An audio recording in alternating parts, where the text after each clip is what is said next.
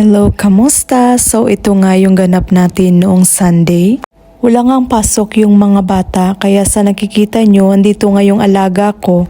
Pagkatapos nga naming mag-breakfast ay umakyat na rin kami dito sa kanyang kwarto para makapagpalit ng kanyang bedsheet. Late na nga siya nagising ng mga araw na ito. So, pinatapos niya lang ako magpalit ng bedsheet and then umiyak na siya. So wala akong nagawa. Binaba ko na nga rin siya. Luckily, around 12 p.m. ay dumating yung kanyang therapist. Kailangan nga mabilis ang linis kasi 45 minutes lang ang kanyang session. Kailangan matapos ko ito bago mo siya matapos. Dito lang talaga ako pinakanatagalan dito sa salamin.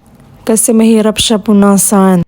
Tinicheck ko pa kung may nagbabakat pa na kamay. Kasi pag hindi mo napunasan ng maayos yung salamin ay talagang kitang-kita yung dumi. Kapag wala yung alaga ko, talagang nililinis ko ito ng maayos ang kanilang kwarto. Pero kapag nagmamadali, syempre, andyan na yung magic. And then, hindi pa nga ako nakatapos makapag-vacuum. Mawag ng kanyang teacher na tapos na kanyang session.